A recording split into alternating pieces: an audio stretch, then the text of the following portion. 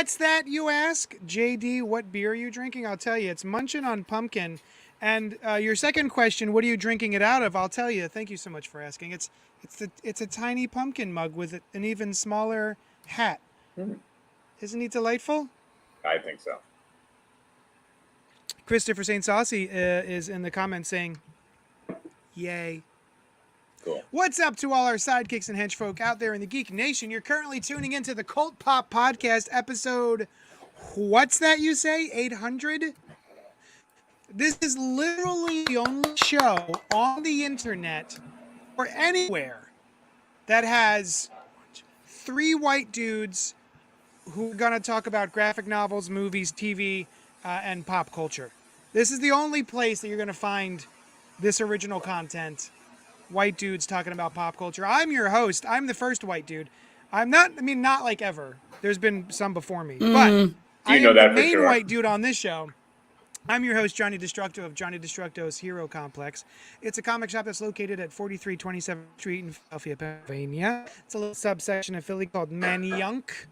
And we cater to nerdy and nerd-adjacent individuals of all shapes and sizes. So come join us. We've got comics and t-shirts that I design and print myself, and stickers, action figures, statues, all sorts of what have you. Joining me tonight are 2 other white fellas, Brian Lieb. Well, I guess one's white and one's sort of like mostly white. Brian Lieb. Yeah. Hi. Which one is that of us? You're the white. I'm Jewish though, which is a whole other kind of thing. And Nolan's so 2 white passing guys. How about that? Yeah, white passing. Yes. Yeah. I mean, my genetics, my 23andMe actually says Ashkenazi Jew, which I thought was interesting. That that is definable genetically. Yeah. There we go. I thought that was interesting. And the least white of us, no, but still white. Pretty white. Sure. Yeah, sure. Yeah. Yeah, brown people don't count when they pass. It's fine. Or when we're mixed. we're just white. Which is fine. And Mexican. No. I just said the least white. That's true. Oh, I mean, well, that could also just be not white, right? That fair. Would be the least. I don't know. Of the 3 of us, you're the least white. That's fair. Brian's gonna probably disagree.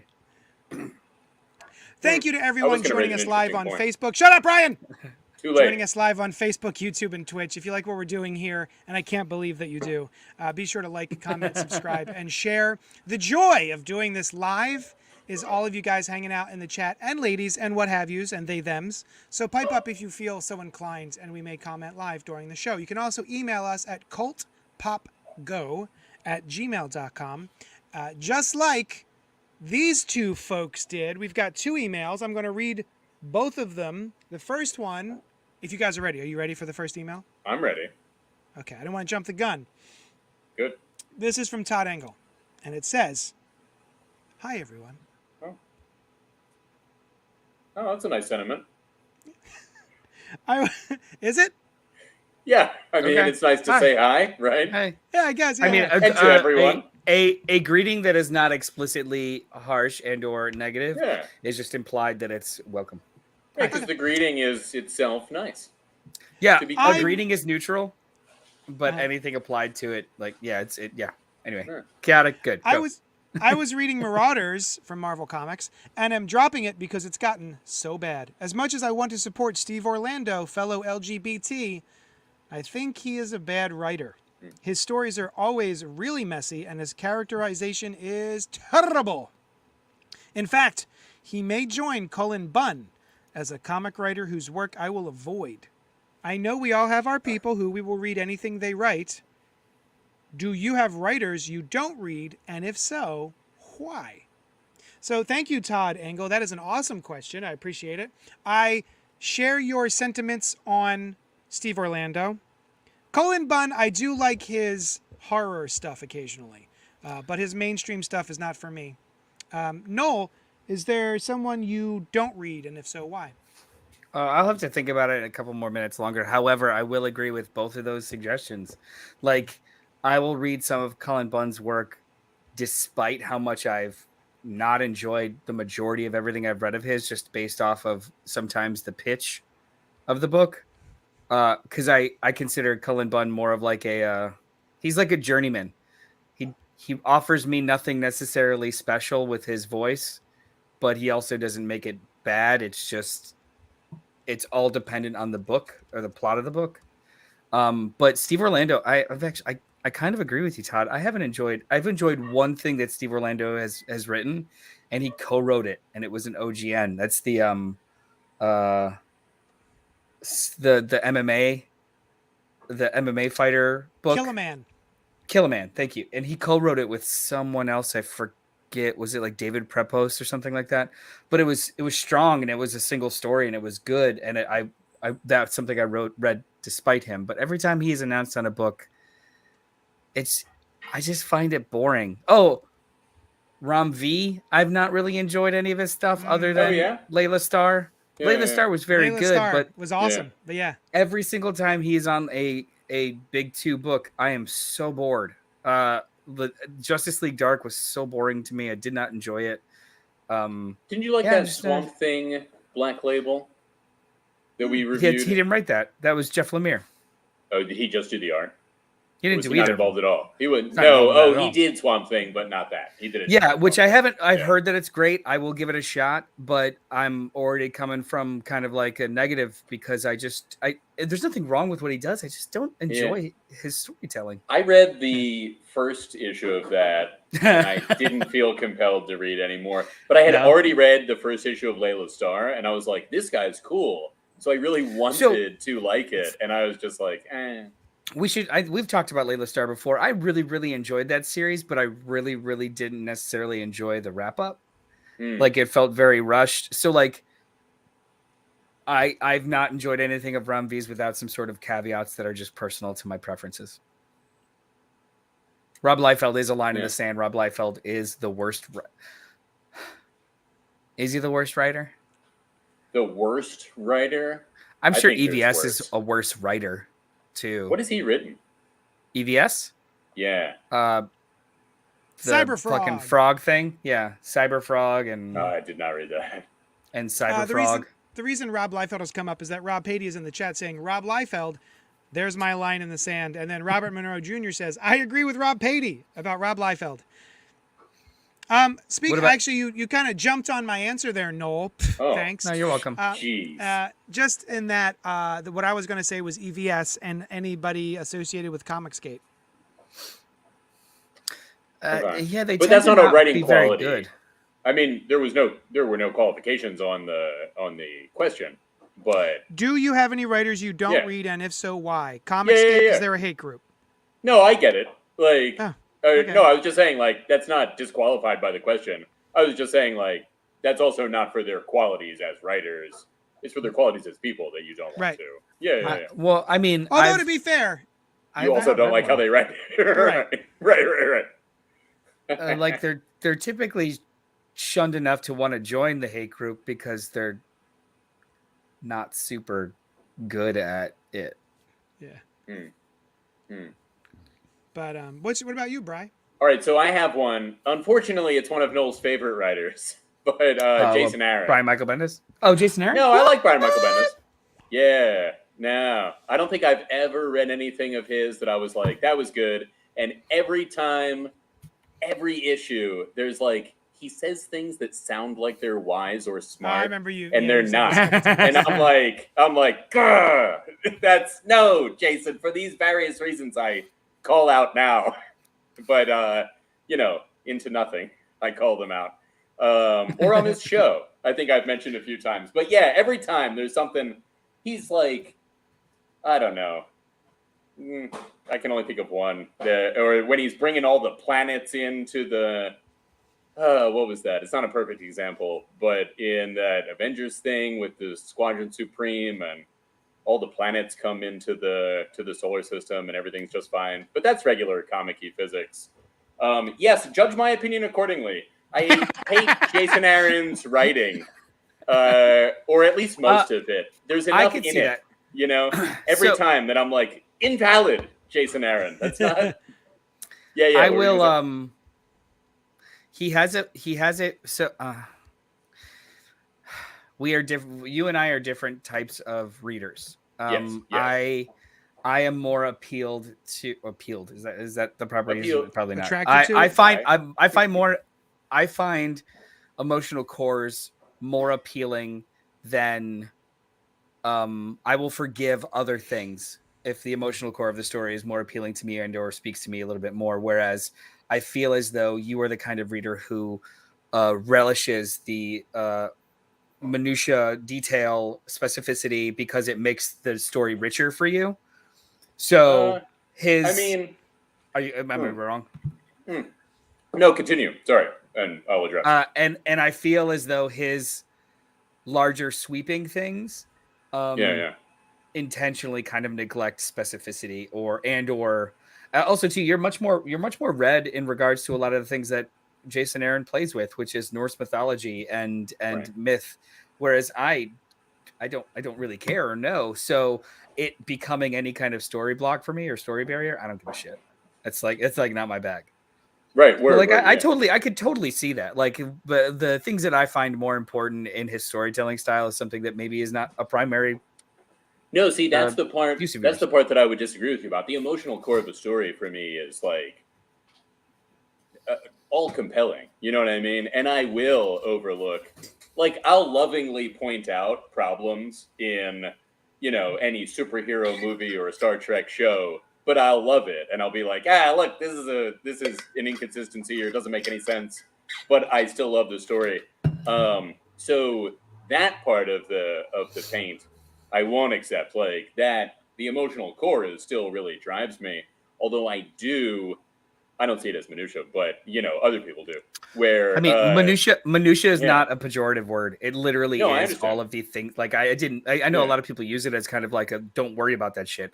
I actually do mean like all of the details and the things on the fringes that make it a fuller story. The minutia. Yeah. So I do really like that too. Like that part is accurate. I agree.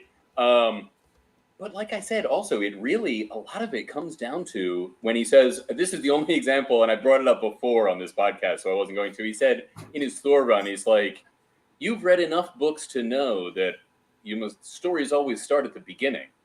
And I was like, what was that, Jason? One book? Like, what? It's phrased as though it's smart, and it's not delivering anything of interest, and I am like, it makes me not want to read the whole comic. Oh man, the context of that line though. I know what you're talking about. That was in like King Thor issue 4, like the last issue of his entire run. Yeah, they mean the context of that. The context of that was him like in the library of all knowledge, not skipping to the end of his own story. And, I know. It's just phrased as a deep saying, and I didn't find it so.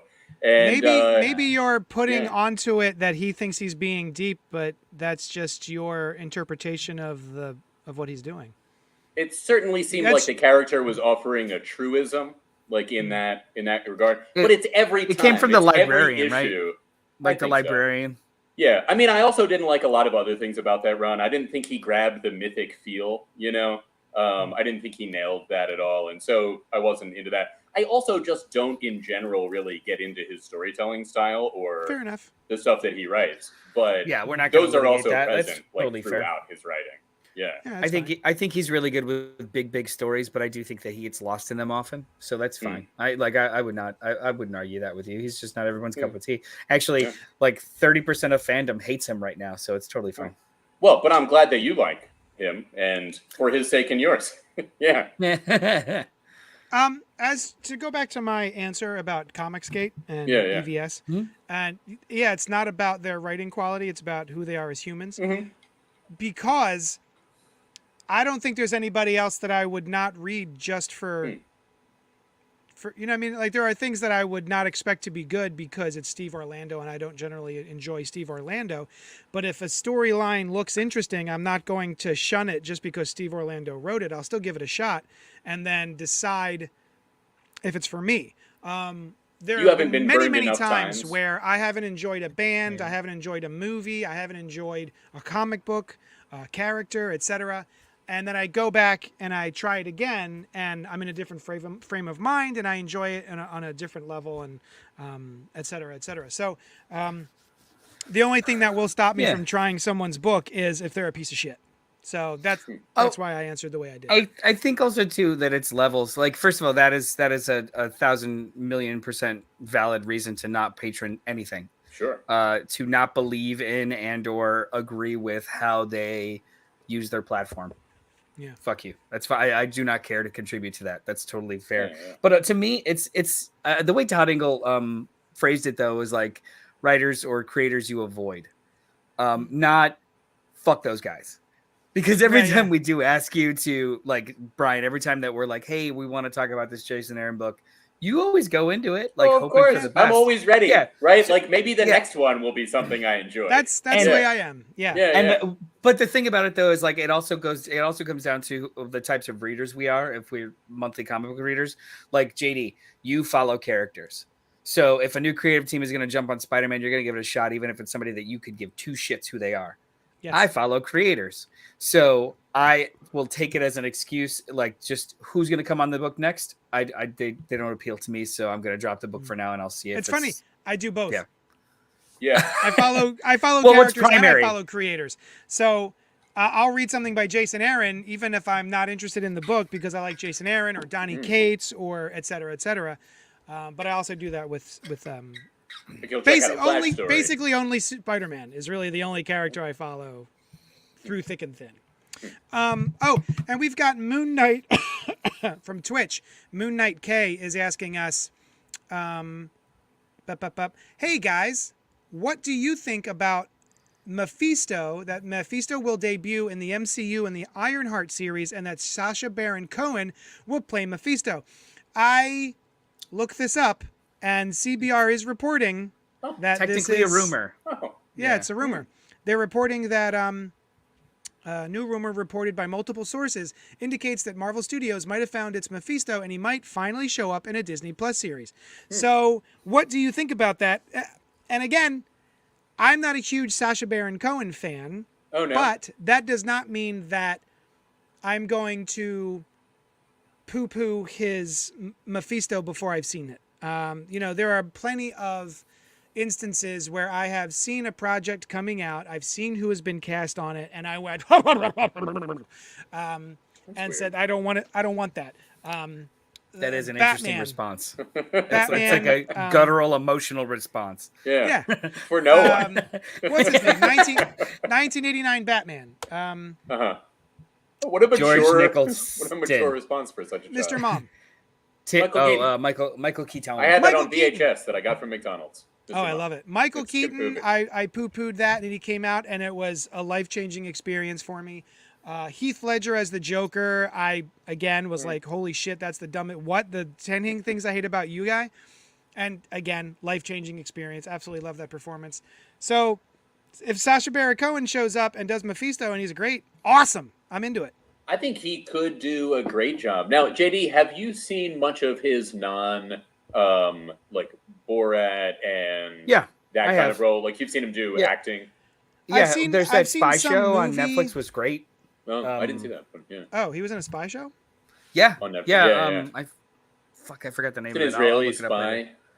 Yeah, it was a really, really tense-ass show. Yeah. What were you saying, JD? You've seen... I've not seen any of his serious performances. I've only seen the Ali G stuff and the My Wife. Borat. Yeah. He is.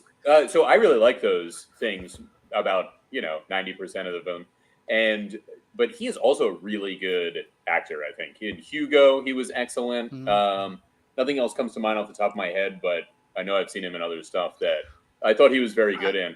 And I could see him playing an interesting take on Mephisto. Yeah, guys, I like the character. So first of all, the show they're talking about is Ironheart because they did confirm that the villain, or at least one of the villains of the show, is Parker Robbins, which is the Hood, played by Anthony Ramos. Ooh, so fun. It is a perfect way to kind of bring in that supernatural element into like the Iron Man-y tech element.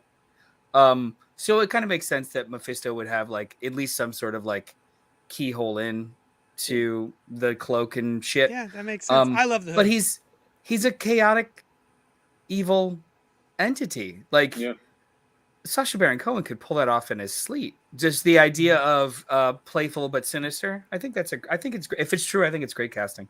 Yeah. I also Personally. am not one to.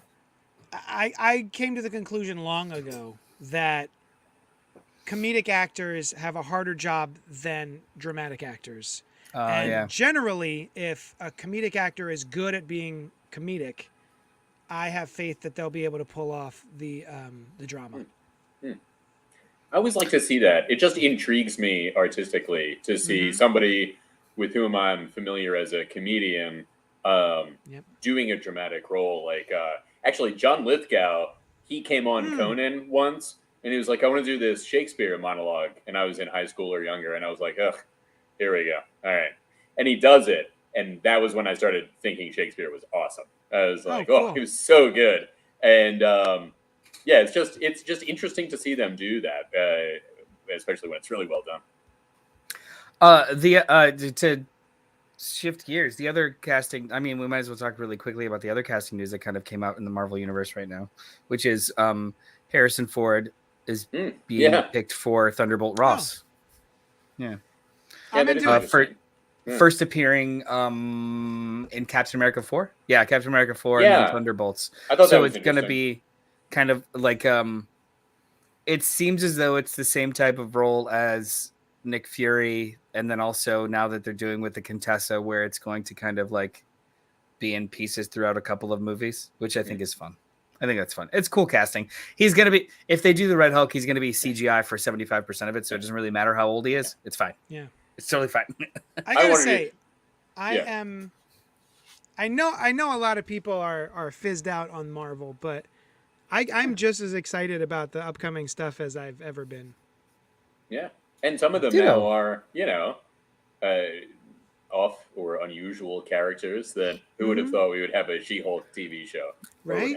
There's also, I think it's all like rumors, but the new hullabaloo is that the success of Werewolf by Night has kind of shifted their thinking in that not everything has to be a 6 to 9 episode thing.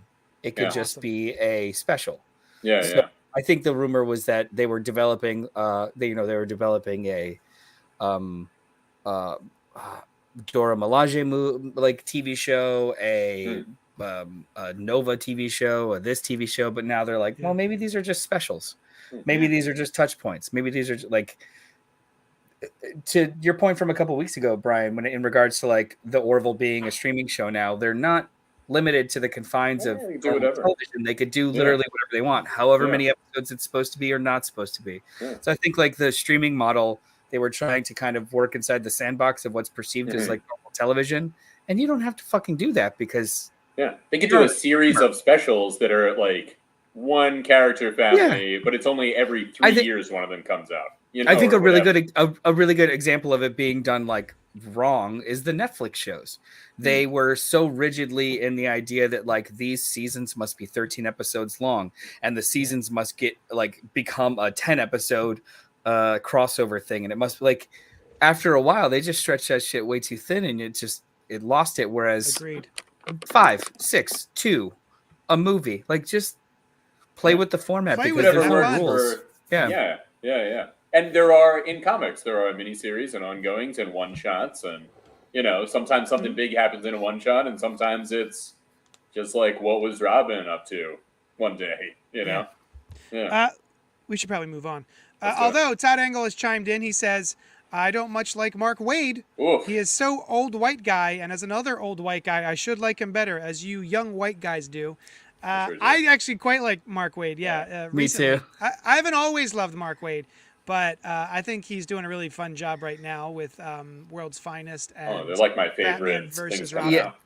I was gonna say, to me, Mark Waid and Kurt Busiek are in the same like kind of tier, whereas I don't love everything they write, but I kind of will give it a shot and respect it because they just are so well. They do it so well. Yeah. We did have one more email. I'm going to blow through this real quick. Christopher Goodnight wrote in, and he said, for those of you that own a car, does it have a name? Brian, does your car have a name? My current car does not have a name, but I have had names. Brian. I'm sorry, no. Yeah. So I have had VWs for the last 2 cars. The first one was named Car with a K. It's short for Carnation, which I think it was like slang for rabbit because it was a rabbit. And then my current car's name is Sarah without an H after Sarah Bareilles because she's a fucking goddess. The first time I heard the song "My Armor," Yeah. I shed a tear. Cried. It got me. When you were looking, I don't have a car name right now, but in the past my car's name was Roxanne. But you just owned it, and now it doesn't have a name. Yeah. I see. When you were looking for a place you live now, what criteria did you have? What was your number one want and don't want? I don't have a criteria. I do have a thing for the future. If I were to buy a home, I live in an apartment right now with my wife and child. If I were to buy a house, I really want a porch Oh yeah. with like a swing, one of those just swing chairs in it. Yeah. Two What things. if I'm ever rich? I'm gonna get a refrigerator that has in the door crushed ice maker. That's what I want. Yeah. Okay. Cool. Brian, go. I really like to have enough space, and I like an open living room kitchen area where the counter is right there, and you get up and you're just like still looking at the TV or Yeah. in Oh, the that's great. flow in the thick of things, right? Yeah, It's I want that cool. too. Yeah, you can have it. Thank you, I thank won't you. stand in your way.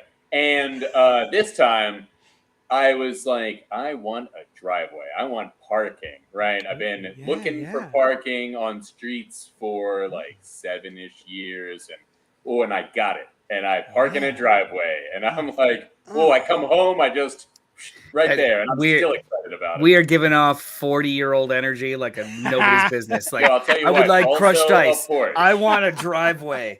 Who What am I wants gonna- a porch? I'm what gonna am I have gonna so many want- wild nights reading hot cider on my porch. Well, wait, Oh my I think god, that this sounds awesome. That sounds amazing, right? Hot I actually wish I had a porch. sounds really great.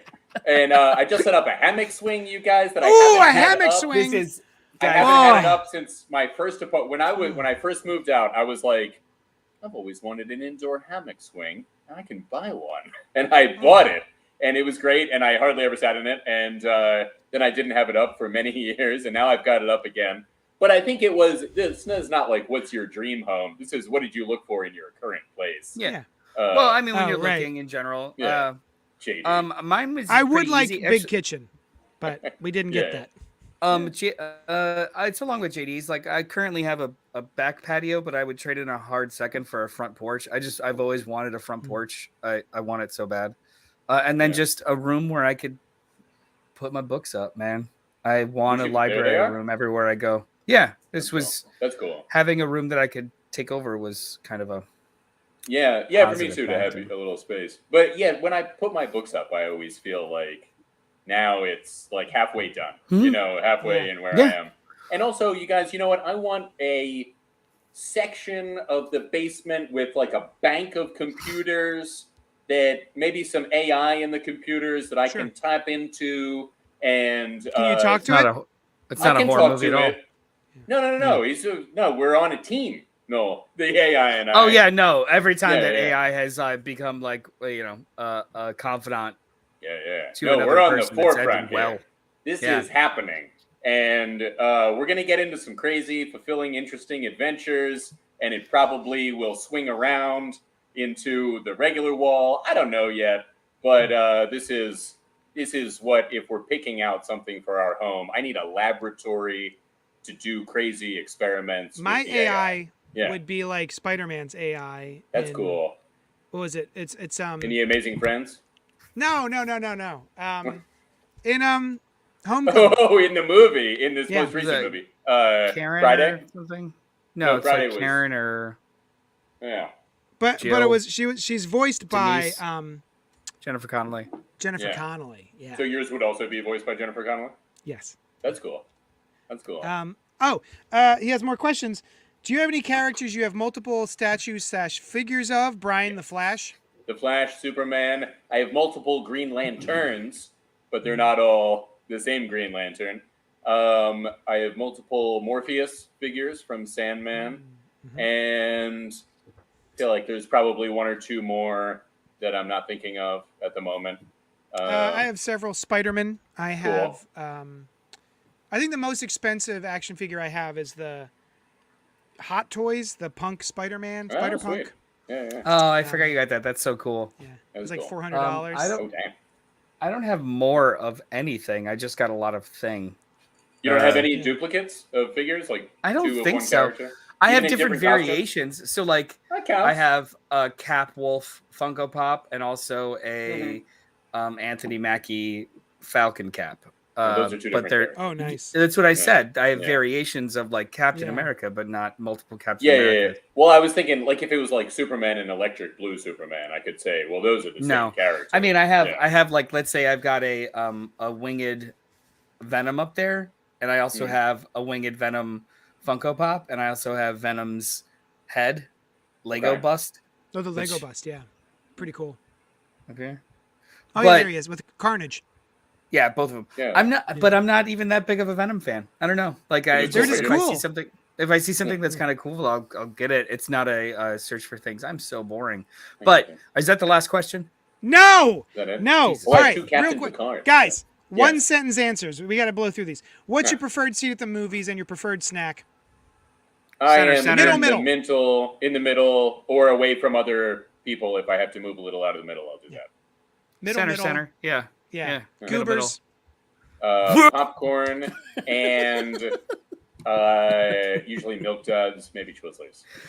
Goobers are trash candy. I know. That's my no. No, I don't know. The Sour Patch watermelons. Ooh, nice. JD, how's the baby? He's great. Remind me his name. Kai. Why did you stop doing unboxing videos of the day's comics? Because I have a baby. His name is Kai. Whatever happened to the Fast and Furious podcast you were going to do with Noel? It wasn't a Fast and Furious podcast. It was called the Action Pact because we had made a blood oath that we would review action movies, and we just we forgot to do the blood pact. What happened? 9 of them would have been the Fast and Furious movies if That's I had true. my, We were if going I to had start my with say. the entire. What were the Fast and consequences Furious. of that oath? Or it was just. Well, the oath was Again- never made. I had a baby. His name is Kai. Essentially, yeah, like producing a second, third, fourth podcast a month is probably not something that was feasible. While also running a shop and multiple streams a week. All right. Thank you so much, everyone who emailed us. You too can do so at cultpopgo@gmail.com. Before we move on to we've been enjoying this week. Oh, to what we've been doing this week. We have an announcement to make. Tonight marks the 800th episode of the Cult Pop podcast. Hold for applause. We're taking this seminal moment in podcasting history as an opportunity to make a couple of earth-shattering announcements, after which nothing will ever be the same again. Next week will be our final Monday night live stream. That's Monday, October 24th. We will be taking off We will be taking off Halloween and returning Wednesday, November 2nd for an exciting and new Cult Pop podcast experience. For now, the details and surprises regarding the rebooted Cult Pop podcast will be kept under wraps, so mum's the word. Don't read the solicits. Don't watch the trailers. Don't look for spoilers. Just meet us here Wednesday, November 2nd, and you won't be disappointed. I can't promise that. That's what I'm reading off of my cue card here. We I can can't promise you that. won't be disappointed. If this is the bar, what we're doing right now is the bar that's set. We will exceed it. Yeah, You can We promise can That's true. promise you will enjoy Yeah. it. Yeah. that's true. It's going to be Legacy 802. But Yeah, number legacy one. numbering. which we Um, will announce every show.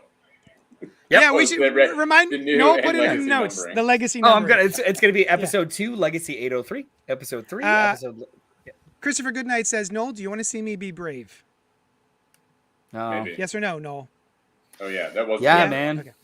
Okay. You could be Rap amazing. 80 says, I think Christopher gets Satan fun points for how much life he can suck away from you.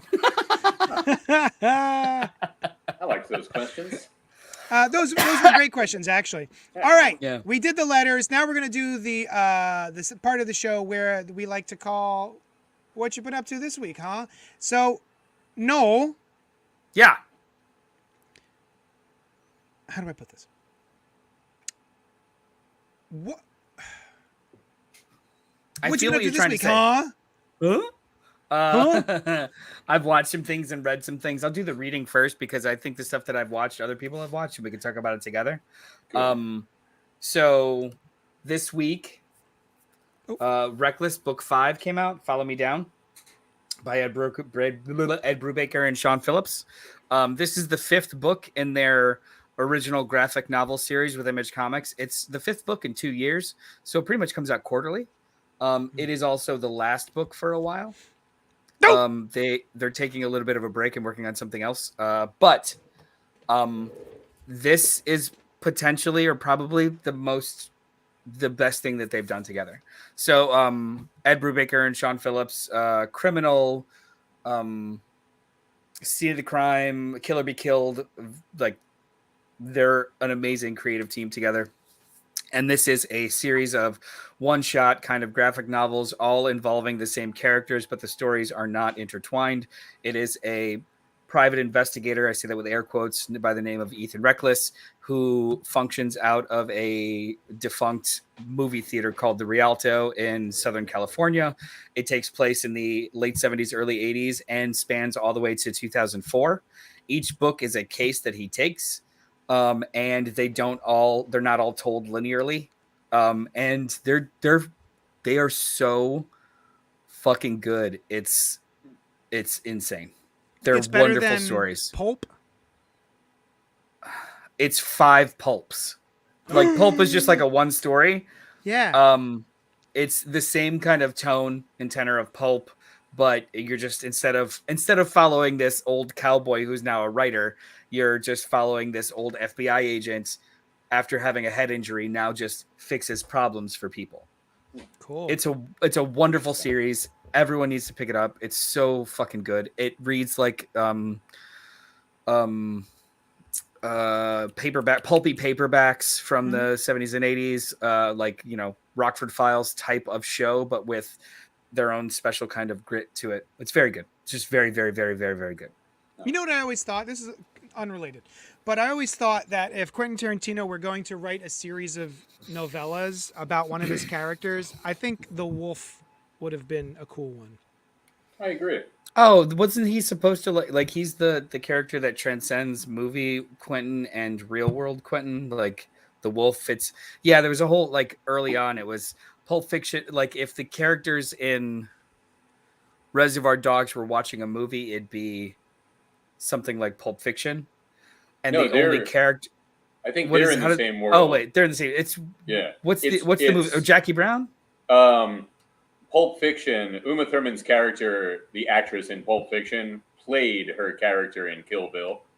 And like that's the only one I know of, but like some of them are the real world and some of them are the shows that they watch. Yeah, I'll find the actual quote, but he did say Yeah. something along the lines of like if the people in Jackie Brown were watching a movie, it'd be Pulp Fiction. That's But the cool. only character that he's created that can transcend both worlds, both like realities, it's the wolf. What else was he It's in? Harvey Keitel. Did he ever show up? He was in two things, I think. No, he's only in one. I mean, He was just in Pulp Harvey Fiction. Keitel is in Reservoir Dogs, but Yeah, that's he's true. not the wolf. But I'll find the actual quote. I know I didn't pull it out of my ass, but that was like the one character he was like, he could transcend both universes. I was like, all right. What's another thing you've been doing this week, huh? Well, I saw a film called Halloween Ends. Oh, so did I. Is available in theaters as well as on Peacock. Friday night, I watched it with my wife, and I think I fucking loved it. I think I love it too. It's different. It's got terrible word of mouth and is very divisive. Yes. And for the reasons that everyone dislikes it, I actually think it's a giant swing and really, really awesome. Yep. And the more I think about the movie, the more I'm like, that was ballsy, and I just like it even more and even more. Yeah. But there have been, this is like the 13th or the 12th Halloween movie, just in general. All but one of them have featured Michael Myers doing his Michael Myers thing. So the fact that this was different, I think that's a positive, not a negative. So like even my wife was like, didn't feel like a Halloween movie. Michael Myers was not in it that much. I was like, yeah, was great. So yeah, if you haven't read anything about it or haven't watched it yet, go in with an open mind. I don't even know if we should talk about spoilers at this point. Just go in with an open mind. It's a wonderful movie. I thought it was great. And I should be noted that both of us liked. We're big Halloween fans, right? We love Halloween 1978. We both enjoyed Halloween 2018, despite the naming problem. We both, I think, enjoyed half of Halloween Kills and then absolutely hated half of Halloween Kills. Halloween Kills is what, like an hour and 45 minutes? I think I liked 40 minutes of it. Cool. Yes. All right. And then we both enjoyed, and you know, so Noel works at my shop and I'm upstairs. So on Sundays. So I had only watched the first half of Halloween Ends, and I had told him where I had gotten up to, and I told him what I thought what my theory was for what was going to happen. And I was right and also wrong, and I respected that I was also wrong. Because I thought I had the whole thing figured out at the halfway point, and I didn't. I only had it mostly figured out. And I came back, and I think I said, I think I loved it. And you were like, me too. Yeah, there's a so we talked about this when we were talking about the Scream movies. With these movies specifically, I actively don't engage the part of my brain that tries to figure it out all that much. Like I just like, hey, give me some good kills. Let's see if you can surprise me. I'm just kind of into it. Other movies, I will actually like kind of think about the end, or if I find myself thinking about how it's going to end, it's probably not that good because I'm distracted. So watching this whole movie, I was just like, where the fuck is this going to go? And you know, we're not in a movie theater, so my wife releases tension when she's watching something tense by talking. So she's like, I bet you it's gonna I'm like, pause. I don't think so. Let's just watch this, okay? Yeah, but no, I was happily surprised by how different it was, and I think it's definitely worth a watch. Even if you end up not liking it, it is definitely worth a watch. Todd Engel, who had actually written into the show this week, he and I had a back and forth. Todd Engel thought it was an absolute garbage fire. I believed he used a poop emoji to describe it at one point. And I understand why people don't like it. I get it. I'm surprised that as many people don't like it as they do.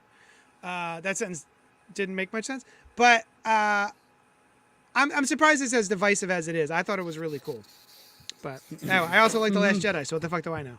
I have. Oh, good point. Yeah. But the one thing that I can say about this movie, because I haven't watched it and I'm not going to, but there's this billboard on my drive into work, and it says ends, and then it gives like a date and it says Halloween really small. And I'm like, I know what it is, and probably a lot of people do. But what an odd marketing strategy that, you know, it doesn't really say the name of the movie on the billboard. It just says ends, and it's mostly black. And I feel like if you didn't know what it was, you're in trouble trying to figure it out. Did I tell you guys about my favorite billboards ever? No, I don't think so. It was for a film. I remember driving down a stretch of highway back in the 80s. And there was a billboard with just a pasture, a landscape pasture on it. And then, and I may have some of the details wrong, but I think it was like, then there was the next billboard, which was put up later. For a while, it was just the pasture. And then another billboard down the road got pulled up later. And I believe there was like horses. You could see horses on the coming in from the right. And that was that for a while. And then later they added a third billboard. So it goes boop, boop, boop. And then it showed the horses pulling the DeLorean or something like that. Oh, cute. That's cool. It was a billboard for Back to the Future 3. That's awesome. Yeah. That's dope. So yeah, it was something like that. So I respect swings like that when it comes to marketing. Also, cool. The Smile marketing for the horror movie that's out right now in theaters called Smile, and they pay people to just stand in baseball crowds, creepily smiling the whole time, which I thought was I think it was one at like Good Morning America also. Yeah, thought that was cool. All right, so that's me and Noel. Noel, did you want to talk about your other one? We all watched She-Hulk season 1 complete. Like we finished it, right? Does anybody have any extra thoughts about She-Hulk? Brian, go. I loved the opening. That was an homage to the '70s Hulk show. That was great. And what a great character to do it with, as opposed to the regular Hulk. I think this worked so much better. That was cool. I liked it. I maintain my opinion that if it was episodes 1, 2, and then 8 and 9, and then maybe there were 3 more episodes to come, I'd be real jazzed. Like, I thought all of those were really good. I thought it was an odd for a season finale, not unintended, right? They're definitely going for that. But it was definitely a massive choice to do this as the season finale and not go a little farther. There was a lot about it that I liked. I loved her conversation with Kevin. I thought it was great. The like talking about the MCU and about what you want from the MCU. I was a little disappointed in the treatment of the Abomination, right? He was there giving this speech, which I'm not sure he knew what the group was that he was talking to. You know, he was just giving a regular kind of motivational speaker speech and seemed really on the side of Jennifer Walters beforehand. And I would be disappointed if he wasn't. And I was kind of like, he's going to go back to prison for 10 years and Jen is disappointed in him. I mean, he turned into the Abomination, but he didn't do anything. He didn't like wreck anybody up or anything. So yeah, I don't know that I especially considering Jen did the same thing. Right. She had the mandate that she wasn't allowed to turn into the She-Hulk. She had the thing on her leg. Yeah. She did the exact same thing for a different reason and didn't go to prison. I mean, she gets to change her own fate and is like, hey, he should own up to what he did. Like, what did he do? But what he do? That's not the only time he's done that, but he essentially uses his platform for any bullshit, toxic or not, and gets paid for it. Like that is not I don't think altruistic. And he is like a chaotic neutral character in this show. Yeah. Oh, sure. And it was just more of like he should own up to what he did. He's being an asshole. And then they immediately take it away by him being released by Wong. So it wasn't anything that that's true. bugged me. Like it was just like it was more of like a funny beat. I always thought he was pretty genuine. And I think he is genuine. He does like her, and he thinks so. The thing about it is like his moral compass is fucking stupid.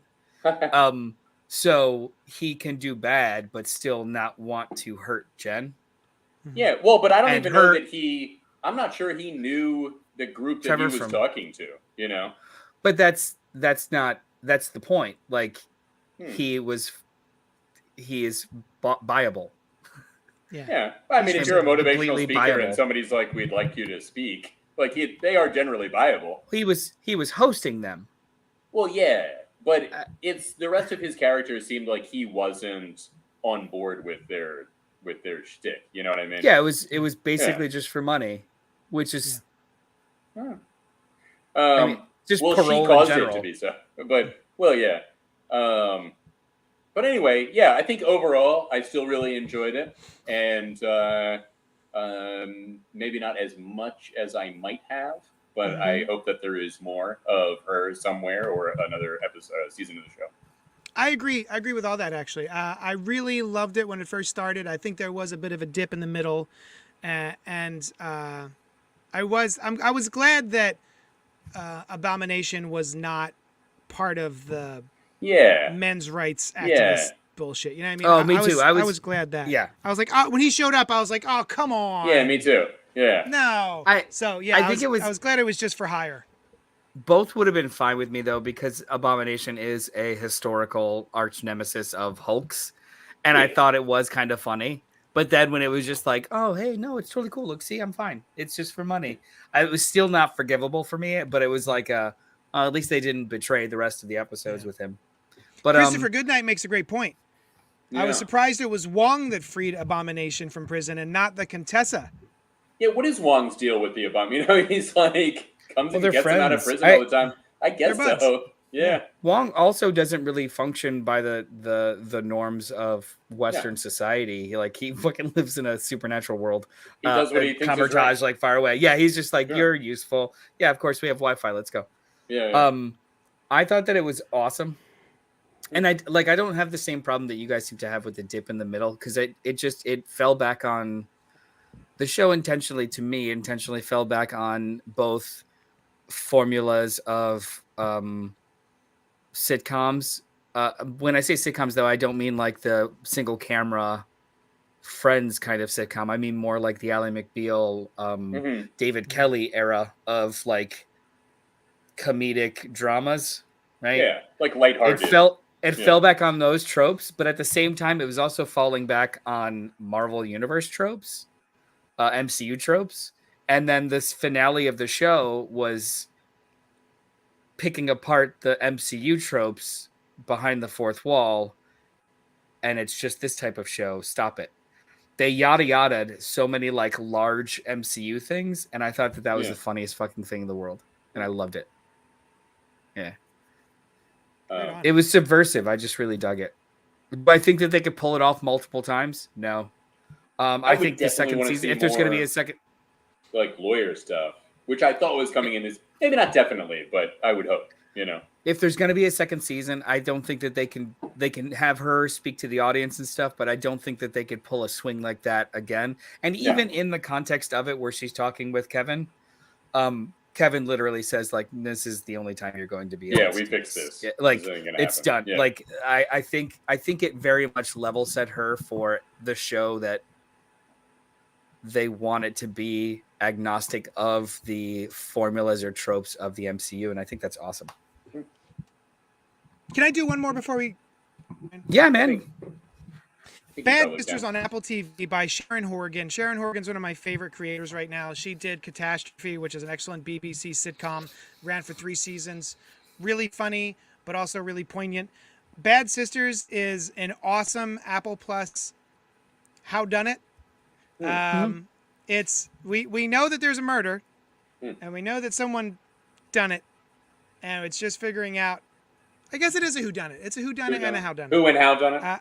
Yeah, so basically, there's these 5 sisters, and one of them is married to a dickbag who played Dracula in the BBC Dracula, and all of them want to murder this man. And they all plan on murdering this man through different means. Like separately? And together. Oh, okay. And, and so the question is, who killed him, and how did they do it? And their foil is the insurance people, so who don't want to pay out because of problems of their own. That if they pay out this big insurance, then they're ruined. So they're really trying to figure out who did it, so they don't have to pay the insurance. This is a comedic, I can't recommend. Like it's a comedic tone. Yes. It is Am I taking? You've mentioned this before. Am I taking crazy pills? Brian, you were here for it, right? I mean, he did mention it before. I can confirm. I was going to say, like, you mentioned, like, halfway through. Is it over? The season? It's over. Yeah. Is it a one-season show, or? Yeah, so, I mean, it should be. I can't imagine they're going to do a second season. It's very specific. Kill another person? Yeah. I can't recommend it highly enough. It's just delightful. What is this on? It's Apple Plus. Cool. I have that. Yeah. I have access to that. As soon as we finish Lord of the Rings and House of the Dragon, and that's on the list. Okay. Brian, what'd you do this week? I was watching Star Trek Lower Decks. I forget if I've ever talked about that on this show in one of these segments before, but it's great. It's so much fun. It's a Star Trek comedy that is funny if you like Star Trek. It in no way makes fun of Trek. The crew is this like second contact ship that comes by, like at the end of a Star Trek episode. They're like, somebody will be by in a few weeks to make sure you're all right. This is the crew that does that, and they get into these kind of like, misadventures, but they always behave as though you would expect a Federation crew, from any Star Trek show to behave. Like, they always do the right thing, and they pull stuff out by their scientific and moral know-how, that kind of thing. Oh, fantastic. There's a comic out about it with Mephisto, I guess. And their costumes, their uniforms also look cool.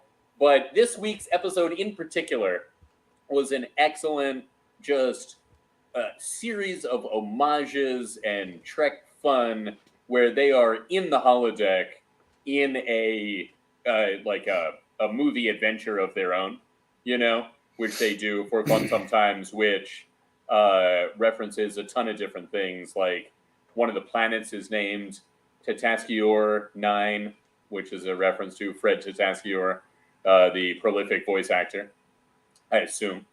There's some other very deep cut, like they suggest to do something which was a discarded plot for an original series movie, and they're like, "No, we're not going to do that. We would never do that." That kind of stuff.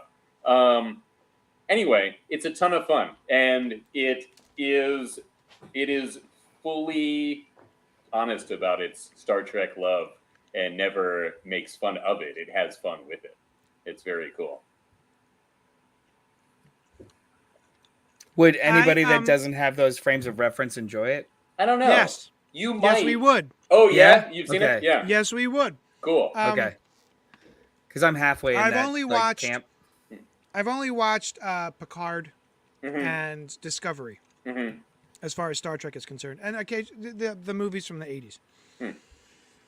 But it was back in the 80s, so I don't remember them. Sure. But yeah, it's delightful. It's really funny. I liked it a lot. That's cool. Yeah, because I would imagine enough of it is just general sci-fi kind of tropes, and the storytelling is good. What's the name of the lead?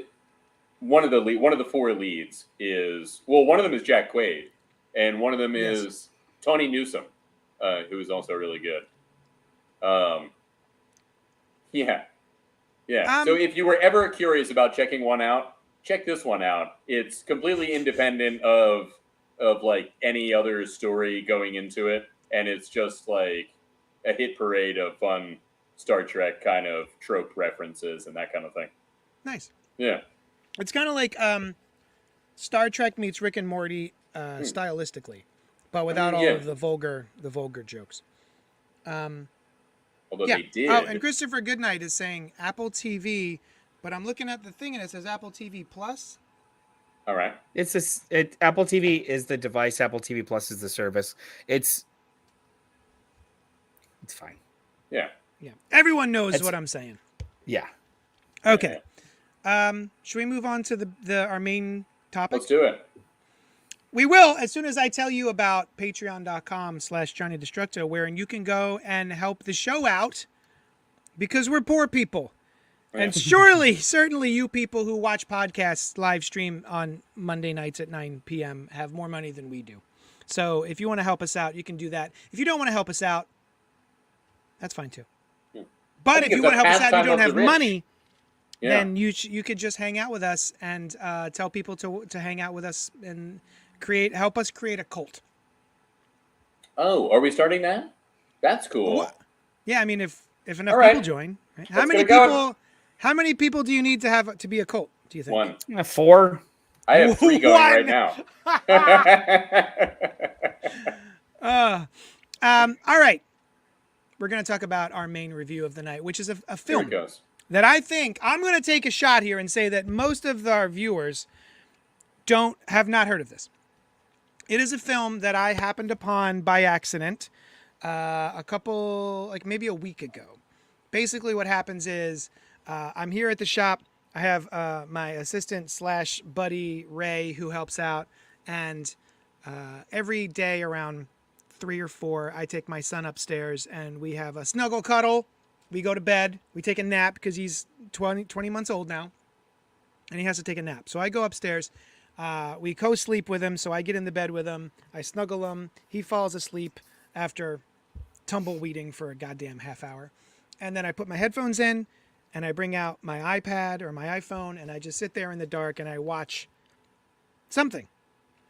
And I happened to come across a film I had never heard of that was on Paramount Plus. I'm in a horror movie group, like Shudder horror fans or something like that. And I will take screenshots of different recommendations that look interesting. And I just happened to think, oh, what am I going to watch? I don't know. And I went onto the Shudder horror group, and someone had just posted a really good review of this film, Significant Other, which is streaming on Paramount Plus. It's written and directed by Robert Olson and Dan Burke. It's starring Micah. Damn it, I always do that. Micah Monroe, who you may or may not know from It Follows and Don't Breathe, and a Shudder original. I think it's called The Watcher. Don't Breathe? Wasn't she in Don't that? Breathe? No, that's the girl from Evil Dead. Oh, shoot. You're right. Jane Levy. You're thinking The Guest. She was in The Guest. She wasn't. She wasn't The Guest. The Guest. Yeah. If you haven't watched The Guest, starring Dan Stevens and Micah Monroe, you got to watch it. It's so good. That Brian, watch awesome. it. Watch The Guest? The Guest. So, you guys, I thought she was like a Kate Winslet sort of alternate version. I kept looking at her and seeing like young Kate Winslet or alternate universe Kate Winslet. Yeah. She's always frowning. She has a very frowny mouth. Yeah. Micah Monroe, Jake Lacey, who was I first discovered him. I first noticed him in The Office. I remember when you recommended him to be in The Office. I was like, you guys should have this guy. Yeah, I've discovered him. Yeah. So basically, he was one of the interns, I think, that shows up in the later seasons.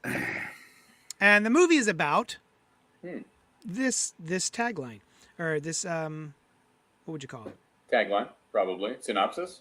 A synopsis. Okay. A young couple takes a remote backpacking trip through the Pacific Northwest and face sinister events, leading them to realize that everything is not as it seems. That is an excellent. They didn't know everything wasn't as it seems before they went on this hike. Right? No, they didn't. They had no idea. Where have you been? So, I knew nothing about it. All I saw was the cast and this review that said it was good. And I put it on. I watched it while my kids slept, and I was blown away. I was expecting one thing, and I got 3 other things that were not that thing. And I was very, very tickled by it. I really had a good time with this. What it is, sort of... All right, so we're going to give our thoughts, and then we're going to spoil it maybe later. So if you're worried about that, we're not going to spoil it right now. I will say that the type of movie it is broadcast in the very first scene. I won't spoil that. But basically, this couple go hiking, and shit happens, is what I'll say. And I was just delighted. I thought it was smart. It threw me a couple of times. I thought the wrap-up was a lot of fun. Those are my thoughts. Highly recommend it. Highly recommend it. Brian? Yeah. Do you recommend this movie? What do you think? Would not recommend it. Okay. There are some people I might recommend it to. I was not interested through most of this. I thought the performances were good. I thought they did a pretty good job. I thought the first half or so of the movie was boring. Really? Yeah. And now who knows? It might be, because you told me, you were like, you got to watch this movie. It's going to captivate you, and what you think is coming is not coming. And Brian, you're going to love it. I stake my honor on this. I believe I staked the soul of my child on it. Yeah. And I was like, may I give my child to Sacha Baron Cohen, Mephisto, if you do not like this movie? There was a fountain pen of blood that signed. Whose blood was that? The details of which are quite mysterious, but it did occur. Yeah. So it was actually just my cum, but dyed red. It was a cum pen? Oh, died. Okay, good. Why is your cum red? No, I dyed it red. That's cool. Oh, dude. Do you dye it in the balls? Do you? Do you just get STDs in order to dye your cum red? Gross. Continue, Brian. So anyway, I didn't really like it. I talk. found it to be, like I said, a little boring. There were a few moments. There was one pretty funny thing that, but let me say again, I thought the performances were really good. I thought the atmosphere was really good. Like I thought there was a lot of nice looking stuff in this movie. Like it was shot well and all that kind of thing. And their relationship between the two of them, I thought they had real chemistry and it played off very well. They meet another couple at one point, and the couple is like, "We used to go surfing here, but there were too many sharks." I'm like, "Too many? What? How many was too many? What? One? What is it? How many? It caused you to get out of there." Who was it? One? Even half a shark. Right, Too many sharks. I don't know what was that shark in half. Oh. Fair enough. It's not all right. Yeah. So I like surfers and hikers usually do research and have apps that say like, shark sightings, don't do this, don't do that. I don't know if it was like we were in the water and we saw 3 sharks or thresholds too. That's definitely what it was just. Right? No, not at all. Maybe like we were alerted too many times that there were sharks here, kind of thing. Yeah. But all that being said, JD, you actually said to me that it would raise some interesting questions, and there were some questions that I thought were cool in spoiler territory, and some ways that things played out that were interesting. Right on. Yeah. No. I think I'm in between the two. I thought it was all right. I do think that it struck me as a really good or like a solid episode of the Twilight Zone that was 20 minutes too long. It was definitely like a short film that was just like stretched out. I think it would have been stronger if it was tighter. And the only reason why I say that too is because I think a lot of the reveals, a lot of the twists, because the first half of the movie had a kind of plotting, eerie aesthetic to it, which is not a bad thing. I think that's great.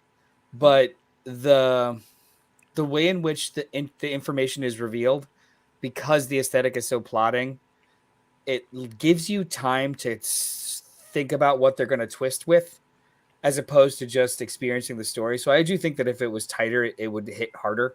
That's also my fault, because I think there's a twist.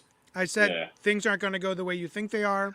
Yeah. Oh, I watched the trailer. It wasn't your fault. I watched the trailer and I kind of was just like, oh, well, it's something like this and it's something like that. Because no, it was your fault for me. Way too much shit in the trailer. It's definitely like Jenny said, this is going to not go the way, and there's like multiple times it switches. Yeah, it does. It does switch like 3 times. And honestly, if it was 60, 65 like tight minutes, then I would not have had time to think about it, right?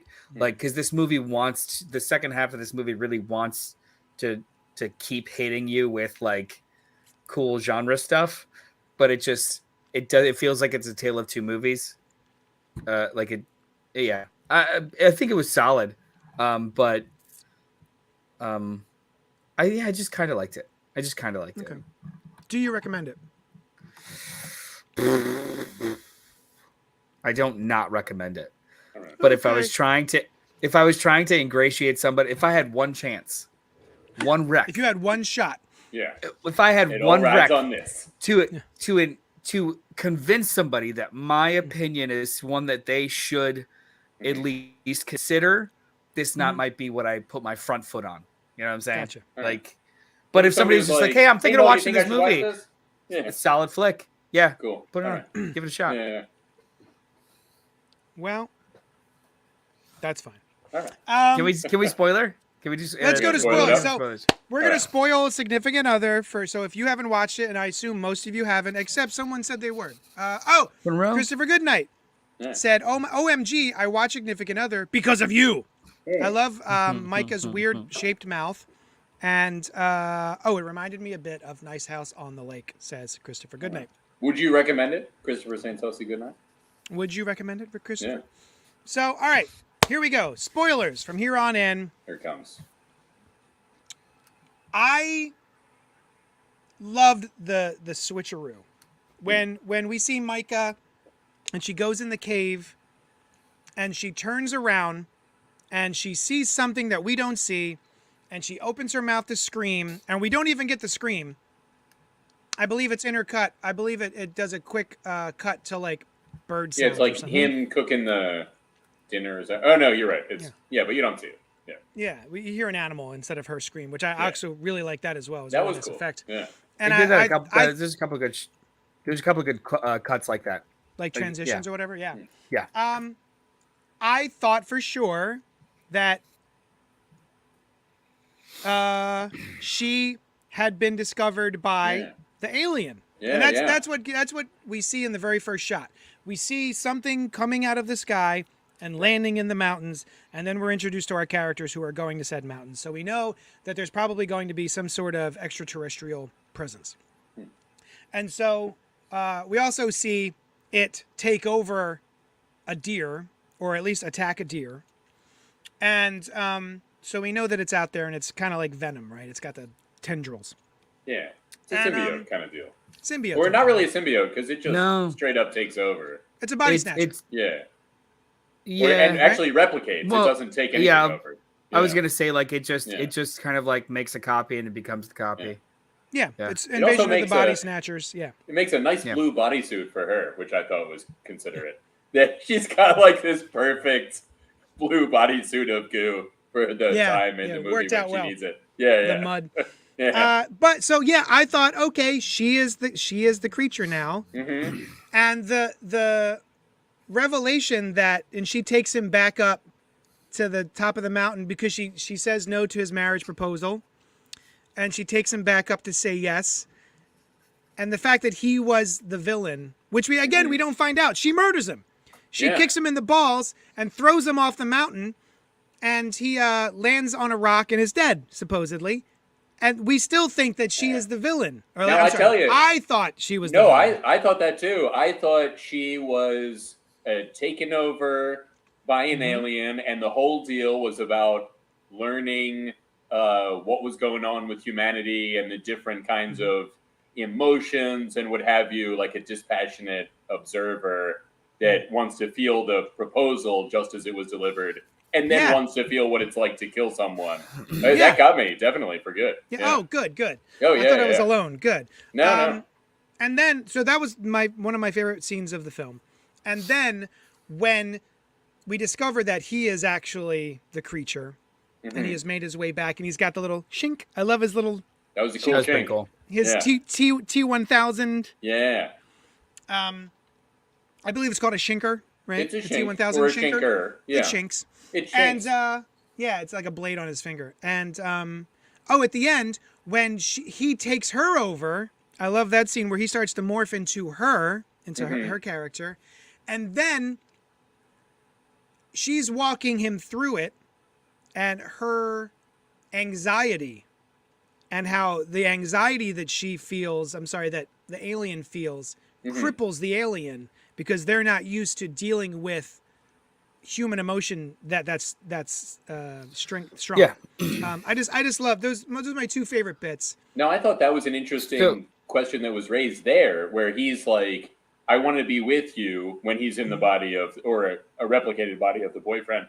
I want to be with you, but here's a way that you can be together forever. You will be together in me as like the whole, he wanted to, like, he knows that she loves him, so he wanted to feel both ends of it. That's all. Just experience love. Yeah.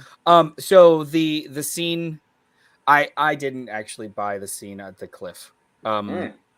At that point in the movie, I did think like something was wrong with her, whether it was a replica or not. Something was wrong with her. But then when she kicked him kneed him in the nuts and threw him off the cliff, I immediately was like, no, only because the movie, the whole movie before that, the way that they presented, how do I articulate this? It just felt very false to me because the way that they presented both characters, you needed to somehow figure out how to redeem one or the other. And the way that went down at that point in the movie, which was like 40 minutes in, it didn't seem to make sense. Like if they started the movie with her throwing him off the cliff and then going back and showing how they got there, I think it would hit differently. Yeah, that would have been Yeah, cool. that'd be But cool. Yeah. watching the whole, like, to me at that point there was no more mystery, because you're talking about the halfway point movie, or the halfway point, not no more mystery, there were still things to be revealed, but at the halfway point of the movie they get rid of the only other character in the movie, and it's like he's something. I just immediately kind of felt like, well, he's something because they removed the main conflict of the movie. Sure, they could bring in other characters, but at this point you're halfway through, they removed the foil. So I was like, well, okay, so what's happening? I'm going to push back on that a little bit. I think I do like that idea at first, but the more I'm thinking about it, if we had seen that push at the beginning of the movie, my brain would go, okay, what are we going to learn about this scene that is not what we think it is, because they're taking us to that point. Sure. So I was not looking for any twist. It was my fault for saying that there is a change Again, twist. I watched the trailer. It wasn't for a mainly twist. you. It was the fact that the trailer itself was. I haven't seen the thrown trailer. around. So I'm not blaming you. All I'm saying is that even at that point, to like my previous point too, like I do think we spent too much time with them at the first half of the movie, and they didn't reveal anything new during that time. It was really just kind of more plotting and then slow reveals. Like I would not be sitting there questioning where it's going to go next if I didn't have so much time to spend of just ordinary world. Like I do think the show, like the conflict needed to kick in faster. And you're watching a movie that starts with something falling from the sky. Yeah. You're waiting for that part of the movie to start, and it doesn't start for 40 minutes. It went on a long time. Yeah. Mm-hmm. It put me on the heels to pay attention for it or wait for it, which diminished some of the impact of the reveals.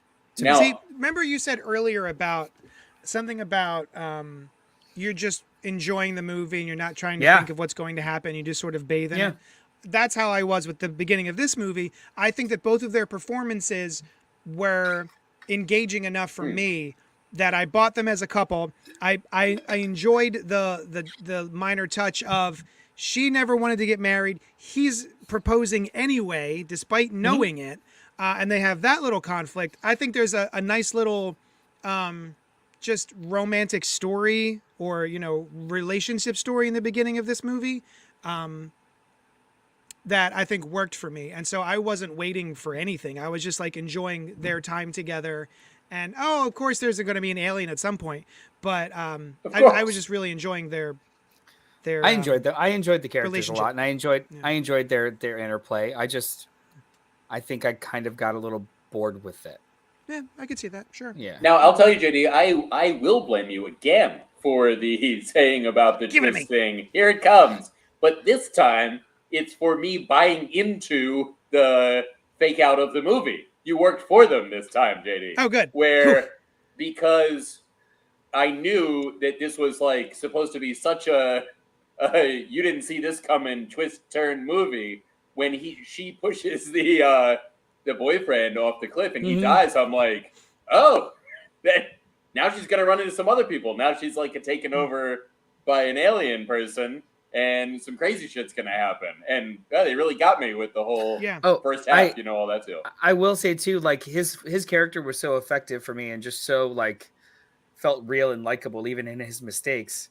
That even though I was just like, there's more to it than him just dying right now, I felt awful about him dying right then and that. Yeah. And that's I credit that to the actor and how he played the character more so than the choice of the story to throw him off the cliff, because it was incredibly effective. And so that's what I mean by like I just thought it was okay and I had problems with it, but I mean, there's nothing bad. Everybody in this is like A game. It's totally fine. Also, too, I think Brian, that. Go ahead. Oh, the reveal of him as the alien. Yeah. Killing the other campers. Yeah. Cool. Great scene. His whole emotional revelation of so he makes a big point about him being an exact genetic copy. Yeah. Which with other attributes or whatever, an exact genetic copy, and has every single feeling and emotion and thought and everything, and then coming to the conclusion that holy shit, am I feeling love? I love you. I thought that was fantastic. That was hilarious. I love that. And poignant, I was and I loved laughing. it. Yeah. And then I lost all of that goodwill with the extended beach sequence because I just didn't like it. He shows the ship, he's like, let's go to the ship, and then the entire weird MacGuffin that was introduced earlier of like, I don't know if that's how sharks work. Too many sharks. No, I thought that was clever. Where she shot him and stabbed him. Yeah. It just felt like I didn't really care for that sequence too much. But then when they finally get back to the cave, like she just gets captured again, and they finally get back to the cave. That sequence I liked a lot. It's just the movie kept doing things incredibly well, and then all right. Like it was didn't feel that at all. Such a roller coaster for me. And some of the effects, I mean, Christopher St. Saucy effects don't really bother me that much. I think Brian has mentioned this too. It's just as long as it works in the context of the movie, that's fine. Yeah. But you could tell that some of it was a little, like you mentioned her blue goose suit. Her blue goose suit. Yeah. They could have easily shot around full wide shots if they wanted to just hide that she was wearing a blue goose suit. It not come to like straight collar. So stuff like that. Stuff like that makes me think like, oh, it feels like a TV show as opposed to a movie. Whereas some of the effects, like the creature effects and the gore effects, were fucking awesome. Yeah. So like it felt slightly uneven production wise too. Now, JD, you addressed me by name a moment ago. Like this is something Brian or something like that. Do you remember what it was? It's gone. Oh, that's all right. If you think about it, it's some idea or something, I imagine. But there was, speaking of the gore effects, the one he unshinks his shink. And he like chops the guy. He shinks the guy right through the head, through which the guy speaks, and then his head falls apart. And I'm like, he's already shinked. Like, how is he talking now? That the phonetic way that word just keeps hitting sounds awful. I love it. Shinked. Yeah. It sounds like it should be a bad word or a slur. Oh yeah, it does. We just keep using it. Like I don't really like it. Naughty word. Shunk. I like shink. Just slice. It shunked him. Slice. It shunked him. Weird. No, that was that's like a hack. How about Kashink? I liked him. I don't care enough. I actually do think I like how he was puppet mastering that dude before his head fell off. All of that stuff was really cool. Yeah. I get hour-long television episode of an anthology show, and it would have been the fucking epicenter of the season. Oh, that's what it was, Brian. You had said, or someone had said, that they felt badly when the thing happened, and while you guys were kind of bored with the beginning of the film, to me that was all important in retrospect to care when he goes over that side, when he goes off of the mountain and dies. I thought it was just a movie. I'd seen this before where like they build up a character and then it's like, whoop, they're gone. They get psychoed out of the movie, and we're never seen again. So that's kind of what I had thought was, oh, we spent all this time and now, whoop, he's gone. Yeah. He's not a big enough name to have that make such a big impact. But for me, I was at least aware of the actor that I was like, oh man, and he's just out. He's just gone now. It can be done with any character. You could have a surprise even if it isn't a big name movie star gets the axe early surprise. It's not even early. It's not early. That's probably. Yeah. I think that the first half of the movie treaded the same story beats a couple times over and over again. And I just think that it wasn't very it wasn't very economic. They have the same conversation 2 or 3 times. She has 2 panic attacks, I think. And there's a lot of like scenic I'm not saying that stuff doesn't need to be set up. I'm not saying it doesn't get paid off. I'm just saying that it didn't feel very economic, and it did kind of it added to what I felt could have been a shorter, tighter story. It added unnecessary bloat because I wanted this to hit harder and faster without even like, no impulse, just like and it was just all right. Well, what about Christopher Goodnight's comment about he doesn't love the open ending? It's one of those where he wants to see what comes next. I very much agree. I could easily see that kind of ending being something I really liked. But in this case, I was like, oh, I've kind of seen that before, I guess. Yeah. And, you know, like... Multiple invasion movies. Yeah, That's- not as shocking. And yeah, that probably would be interesting to see what comes after that. And that if was you thought you that were was the being other original and shocking. Yeah. That was the other beat that also felt like a TV episode. A lot of times those Yeah. like anthology shows and or a sketch Very doesn't Twilight necessarily Zone. have like Yeah. a climax or Yeah. space to make a finale, and they just have like an open-ended. Yeah, it did feel very Twilight Zone-y. Yeah. It's like, hey, we only have an hour. We've Yeah. introduced this really interesting concept, but Or like the Just whole thing is that put a it's button this on it, very yeah. tiny story that happens beforehand, and then But yeah, you before want something to know very what big. happens afterwards. Yeah. Now It I does also feel like- Twilight Zone-y. Yeah. I did like, though, that part of the open ending is she hasn't even killed the one alien.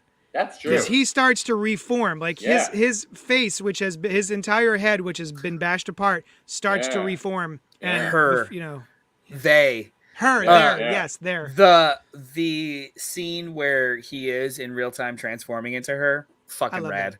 Yeah, that was Um, cool. At first, so we incredibly were rad. looking at it Because and it was just like is uncanny, he where it's different? like Is he different the eyebrows. different- What's going what's on? happening? Yeah. Is Yeah. that Why the is his same eye, why are his person? eyes Yeah. separated a little bit? Like, yeah. Now I could really see an interesting movie about that character interacting with the other aliens that come down and being different, and some of them maybe turn into humans and some of them don't. They turn into see- other animals. You know, there could be a lot of interesting things to be done with this. I think it setup. would be an interesting movie if it was just him trying to like figure shit out. Like this whole invasion is going on around him, and he's in the woods. Oh, sort I of mean, like, the what's invasion up? didn't need to be at the end of this movie. The idea that I'm a scout is enough. Yeah. Like, you don't even have to show that. That's true. That's like true. the central conflict of the original conflict was Hmm. these two people, right? Then the central conflict became this, I mean, all powerful, mildly omnipotent, because he knows everything he's hosted Hmm. feels and knows. Deciding emotions might be warranted. That's Yeah. a much more interesting story than invasion and come away with me. Yeah. And to me, so like it's No, a I very agree. small That's- movie. It was a Was very That's there what a I small think would scene- be cool movie, right? about a sequel. Was there Yeah. dialogue in this where he explains that they've done this multiple times, but this is the only place where He's the- people yeah. have emotions? Which I thought It was the he only said place love. where people no Love not specifically. emotions. Love, Yeah. love. That's it. Yeah. Which I thought was, I was a little like, really? That's it. I guess. No but other it's mammals, possible, no other. but- Yeah. Well, just the ones that they've seen. Right. Yeah. Maybe it's like some dipshit who's only been to 3 planets. And he's Right, like, yeah. "Ah." What's the point of a scout? What's the point of a scout? Like, Yeah, if the just- invasion was literally like an hour away, Yeah. what was the point of the scout? Well, maybe the That's a scout good is question. like to radio I- back, stay the fuck away. Yeah. If somebody needs to be stayed the fuck away from on this planet, you know? I guess so. It just Yeah. it felt very truncated. Yeah. Yeah. Fan. But All valid. It- all valid points. Can I recommend Solid a movie, movie man. this reminded me Nope. of a little bit, which I really Nope. enjoy? Oh, it's not what this I is think for. I can. Nope. Save yourselves. And that's the name Oh, of the movie. I didn't you see that, JD? Save yourselves. That's It's the with the furry- hipsters in a bar in like a Yeah. cabin. Yeah. Yeah. They're like furball aliens whose tongue comes out and it like kills Yes. you instantaneously. It's got I really John like Paul that. Reynolds Yeah. and Sonita Mani. I thought of this movie while watching that movie. That movie is sort of a comedic version of this movie. Pretty much. Yeah. Yeah. And I yeah, definitely midway like through this this, one I was better. like, oh, really? Oh, I go the other way very strongly. But while watching this one, did you just recently see Save Yourselves? No, I saw it back in 2020 at a Oh, okay. a drive-in. Oh, okay. Yeah, when we were watching this, I was like, you know what this reminds me of? Save Yeah. Yourselves. But yeah. I couldn't remember the name of the movie, but that's Yeah, the one yeah. I was thinking of. Yeah. Yeah. But all right, well, All right then. you What heard do it we here got first. next week? We have no consenting or no what's the word? Similar opinion? Oh no, this is like a full. we have This is the opinion. whole spectrum. Yeah. You loved it. Yeah. He dug it. I thought it was, or he did not like it. I thought it was all right. Yeah. It's literally the whole spectrum. Nice. But we even concurred about certain elements of it that we liked. Yeah. Yeah. I think we all had the same favorite pieces. It's just how it was weighted as to like, the final grade. Yeah. The But problem was nobody when disagreed with like JD the good. told us about it. Yeah, it was all my fault. It was. I think this it probably would have been one of my from expectations. top 5 favorite movies of all time. If not for me. But now I'll never have that experience. But I did, so fuck it. You got me again. You stole that. I really thought I was going to like from us. that Bruce Willis movie, Blind Date. Like that for me too. Wow, It's Blind a Date. movie. Wow. My girlfriend put it on a few months ago, and she was like, "I love this movie as a kid. We got to watch it." And we're about a half hour in. She's like, "I'm sorry, I didn't realize." It is maybe the worst movie I've ever seen in my life. Oh my god! Really? I remember. I loved it too when I was a kid. Oh, you should watch it again because it is like a portrait of a terrible movie that is just like, how is this happening? Why are these people reacting this way? And yet there is like wall-to-wall excellent actors. John Larroquette, William Daniels, so the guy that was in a Star Trek show. Interesting. The Soup Nazi, I think, from Seinfeld is in it, I think. But there's Blind Date. Check it out because there's turns that happen that just make no sense. Well, it's a homage to like Comedy of Errors, like Greek. It's going for everyone that, for sure. Everyone is awful, and everyone does incredibly elevated, stupid shit. Oh yeah. You know what I've been wanting to revisit? Every so often it'll pop in my head, and I remember hating it when I was a kid. Death Becomes Her. Oh, I love that movie. Is it? Oh, it's a good movie. Is it good? I saw it back then, but I thought it was awesome. Yeah. I remember. Yeah. It was the first time I'd ever heard black comedy. Uh-huh. And you thought. And at the end, I went to my mom. Mom, why is it a black comedy? Those are all white people. And that's why you didn't like the movie. Another failure of expectations. Yeah, just like all these white folk. Get them out of here. Yeah. You thought you were going to see House Party. Nope. Ooh, I loved House Party. I never saw me too. Yeah. I don't think it holds up, but I don't Redneck. know what you come to do. What? Oh, we're doing Redneck. Thank you. Redneck Volume 1 by Donnie Cates and an artist who drew it. Yeah, that artist drew it from what I've it's heard. Like Leonardo Cesari. We'll have that information for you next week when we review Redneck, the graphic novel, here on CultPop, episode 801. At least the first volume, maybe the first two, because they're both available and they're pretty short. So nice. Any number of things. I love me some Donnie Cates. I love me some vampires. I'm very excited. Join us here next Monday at 9 p.m. We're going to talk about Redneck. So if you have time between now and then, read Redneck Volume 1 and join us in the conversation. Noel, you got something to say? I was just going to remind everybody that this is our second to last Monday. October 21st, 4th is the last Monday. We are taking Halloween off, and then we'll be returning on our new night, Wednesdays, starting November 2nd. Yeah. All right. Wednesdays at 9 p.m. Or maybe a little earlier. We'll get back to you. Oh, that's true. Yeah. I was holding off on exact time. Well, we don't know for sure. The approved listeners. Only read the approved materials. Sorry. No time is listed. We're not sure. It will be approximately next week. It'll same-ish. be, evening for sure. Mm-hmm. Yeah. Maybe it's earlier going to be than 4 p.m. 4 p.m. Yeah. 4 p.m.